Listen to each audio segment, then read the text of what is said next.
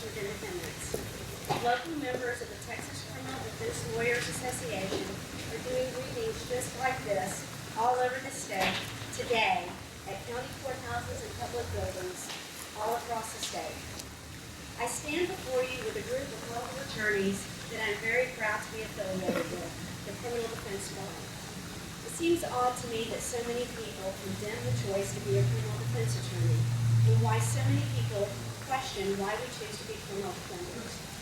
It's fair to say, at least in some circles, we're not the most popular people in the room. Yet, if you ask a crowded room full of people who values the protections of freedom and liberty, almost every hand in the room will go up. That is what criminal defense lawyers do every day. We are part of the guardians of liberty.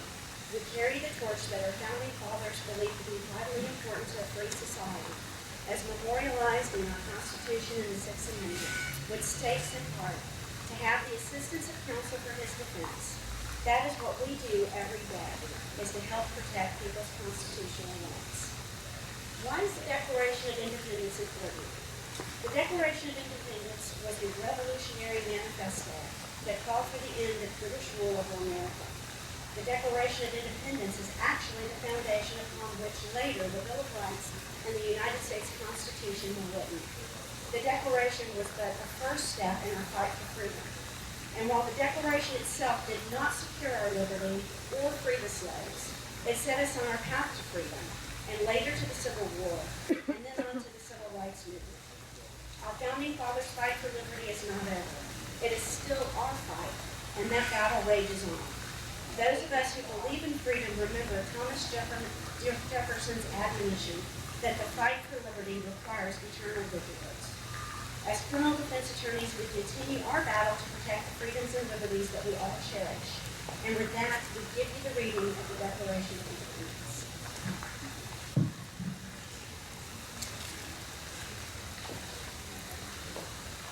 When, in the course of human events, it becomes necessary for one people to dissolve the political bands which have connected them with another, and to assume among the powers of the earth the separate and equal stations to which the laws of nature and of nature's God entitle them, a decent respect to the opinions of mankind requires that they should declare the causes which impel them to the separation. We hold these truths to be self-evident, that all men are created equal, that they are endowed by their Creator with certain unalienable rights, that among these are life, liberty, and the pursuit of happiness, that to secure these rights, governments are instituted among men, deriving their just powers from the consent of the governed, that whenever any form of government becomes destructive of these ends, it is the right of the people to alter or to abolish it, and to institute new government, laying its foundation on such principles and organizing its powers in such form as to them shall seem most likely to affect their safety and happiness. Prudence, indeed, will dictate that governments long established should not be changed for light and transient causes. And accordingly, all experience hath shown that mankind are more disposed to suffer, while evils are sufferable, than to right themselves by abolishing the forms to which they are accustomed.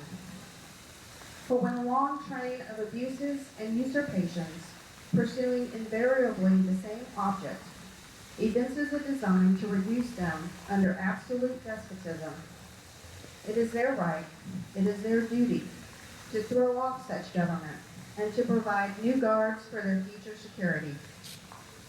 Such has been the patient sufferance of these colonies, and such is now the necessity which constrains them to alter their former systems of government.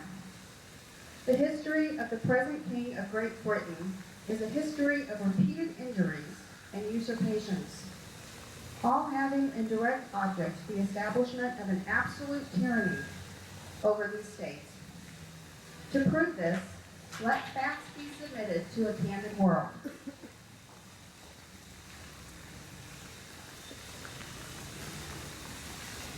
He has refused his assent to laws, the most wholesome and necessary for the public good.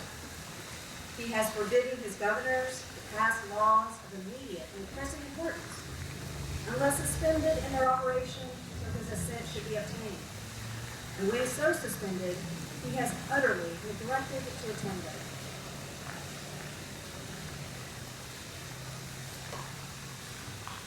He has refused to pass other laws for the accommodation of large districts of people, unless those people would relinquish the right of representation in the legislature, a right inestimable to them and formidable to tyrants only.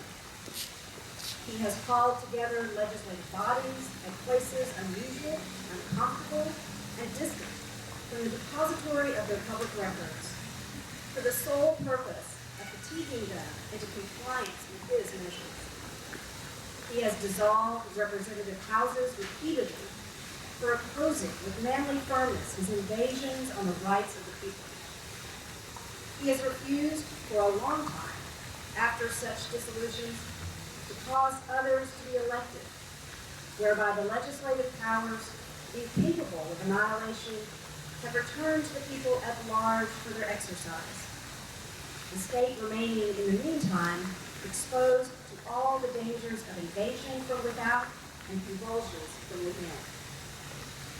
He has endeavored to prevent the population of these states for that purpose of obstructing the laws for naturalization of foreigners, refusing to pass others to encourage their migrations hither, and raising the conditions of new appropriation of lands. He has obstructed the administration of justice by refusing his assent to laws for the establishing judiciary powers.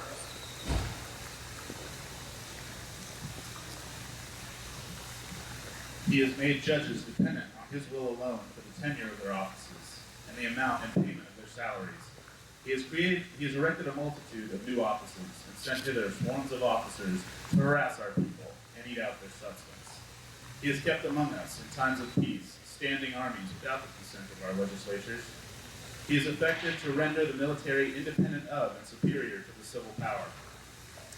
He has combined with others to subject us to a jurisdiction foreign to our Constitution and unacknowledged by our laws, giving his assent to their acts of pretended legislation, for quartering large bodies of armed troops among us, for protecting them by a mock trial and punishment for any murders which they should commit on the inhabitants of these states, for cutting off our trade with all parts of the world, for imposing taxes on us without our consent, for depriving us in many cases of the benefit of trial by jury, for transporting us beyond seas to be tried for pretended offenses,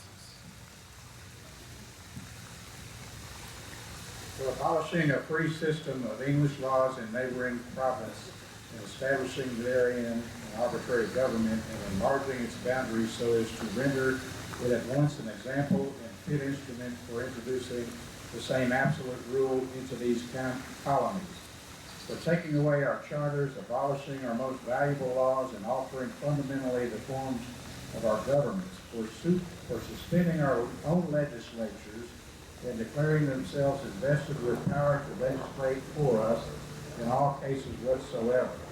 He has abdicated government here by declaring us out of his protection and waging war against us. He has plundered our seas, ravaged our coast, burnt our towns, and destroyed the lives of our people. He is at this time transporting large armies of foreign mercenaries to complete the works of death, dissolution, and tyranny already begun with circumstances of cruelty and perfidy scarcely paralleled in the most barbarous ages and totally unworthy of a head of a civilized nation.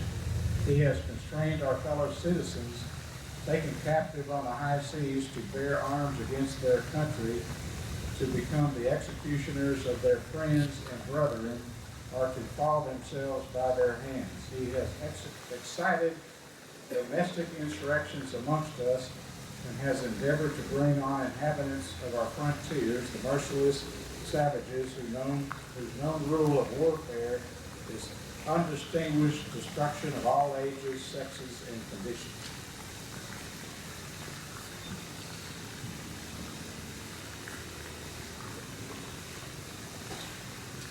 In every stage of these oppressions, we have petitioned for redress in the most humble terms. Our repeated petitions have been answered only by repeated injury. A prince whose character is thus marked by every act which may define a tyrant is is unfit to be the ruler of a free people. Nor have we been wanting in our attention to our British brethren. We have warned them from time to time of attempts by their legislature to extend an unwarrantable jurisdiction over us. We have reminded them of the circumstances of our immigration and settlement here. We have appealed to their native justice and magnanimity, and we have conjured them by ties of our common kindred to disavow these usurpations and would inevitably interrupt our connections and correspondence. They too have been deaf to the voice of justice and consequently. We must, therefore, acquiesce in the necessity which denounces our separation, and hold them, as we hold the rest of mankind, enemies in war and peace friends.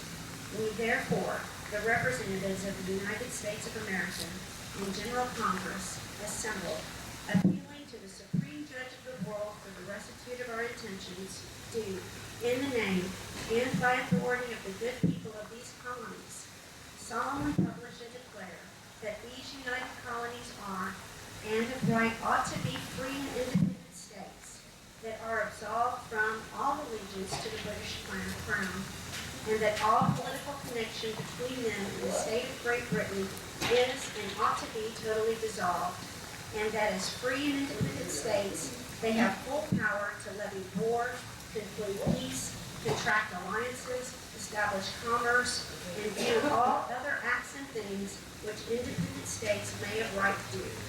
And for the support of this declaration, with a firm reliance on the protection of divine providence, we mutually pledge to each other our lives, our fortune, and our sacred honor. And now we will honor our founding fathers by reading their names by state. Georgia, Button Gwinnett, Lyman Hall, and George Walton. North Carolina, William Hooper, Joseph Hughes, and John Penn. South Carolina, Edward Rutledge and Thomas Hayward Jr., and Thomas Lynch Jr. and Arthur Middleton. Massachusetts, John Hancock, Samuel Adams, John Adams, Robert Treat Payne, and Elbridge Gerry. Maryland, Samuel Chase, William Paca, Thomas Stone, and Charles Carroll of Carrollton. Virginia, George White, Richard Henry Lee, Thomas Jefferson, Benjamin Harrison, Thomas Nelson Jr., Francis Lightfoot Lee, and Carter Braxton. Pennsylvania, Robert Morris, Benjamin Rush, Benjamin Franklin, John Morton, George Clymer, James Smith, George Taylor, James Wilson, and George Ross. Delaware, Caesar Rodney, George Reed, and Thomas McKern.